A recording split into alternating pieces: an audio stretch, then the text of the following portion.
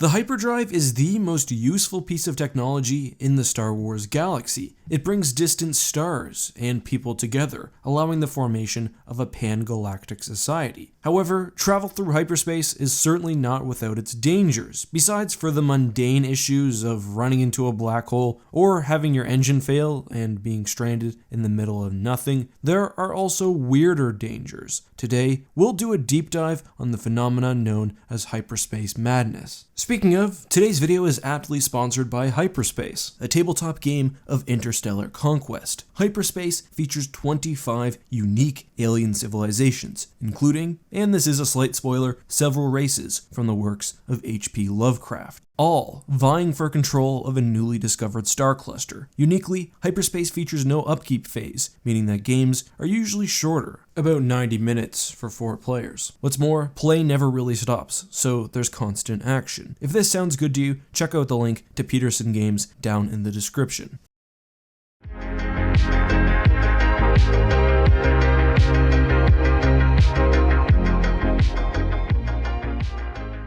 So I've briefly covered this topic in a prior video, but today we'll take a closer look, while also examining some related events and things. Although countless works have shown people staring off into hyperspace without any sort of trouble, the Death Star novel discusses a supposed mental condition known as Hyper-rapture. Here's the quote. Darth Vader stood on the bridge of his warship, staring out the forward viewport at the kaleidoscopic chaos of hyperspace. The effect was akin to tumbling down an endless tunnel of amorphous whirling patterns of light, starlight, and nebula, smeared into impressionistic blotches by the ship's superluminal speed. He knew that even experienced spacers and Navy personnel often hesitated to look at it.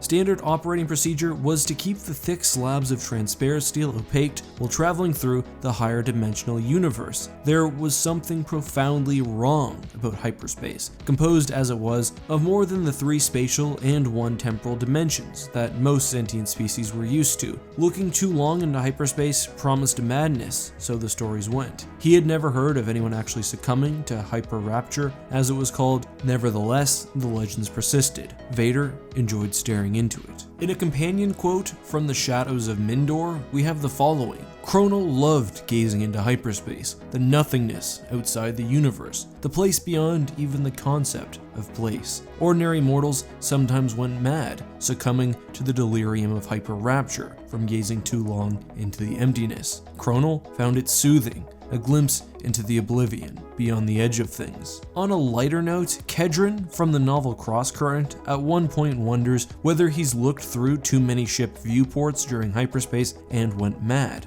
So let's evaluate what we've just read and see how it fits into the greater Star Wars universe. Obviously, Hyperspace Madness or Hyper-rapture isn't a very well fleshed out or understood phenomenon, even from within the Star Wars universe, and that's if it even exists. However, we do know that the dimension of hyperspace itself is extraordinarily strange. As explained in the above quotes, it's a realm different from real space, yet somehow related. No one really understands how hyperdrives work and how ships can actually travel through hyperspace. Just again that the 2 dimensions are somehow connected, and that travel through hyperspace allows one to move vast distances in short periods of time. The Force Unleashed 2 novelization, funny enough, actually touches on these points well. It talks about the weirdness of hyperspace, the impossibility of the realm, the angles which shouldn't exist, the disorientation, the paradoxical light, and the swirling madness. What's more, we know that related to hyperspace is other space, often described as a pocket dimension.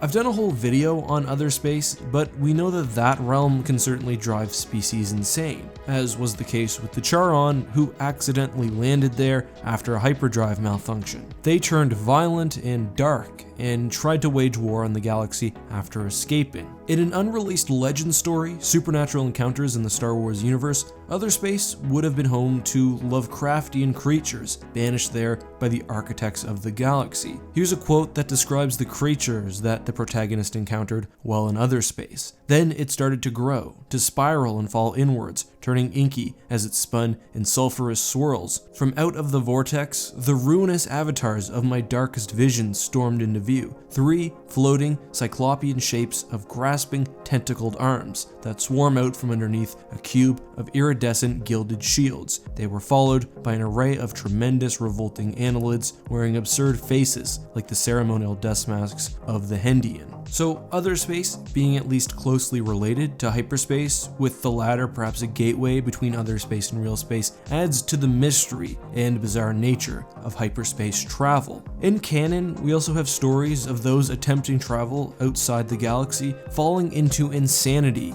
due to the overwhelming void. It's not the same, but the madness of hyperspace seems to have an element related not only to the unexplainable nature of the dimension, but also the vast nothingness. Whether Hyper-rapture is actually a thing or not, it certainly fits in well with some standard motifs in science fiction. As is the case with Warhammer, faster-than-light travel typically takes place in a dimension that's unknown and usually weird and scary. If it does exist, I feel really bad for Nil Spar, leader of the Duskon League, who, as punishment for the crimes of the Yvathan, is put into an escape pod and launched in the middle of hyperspace and left to drift and starve. The final few days of his life will be very, very scary.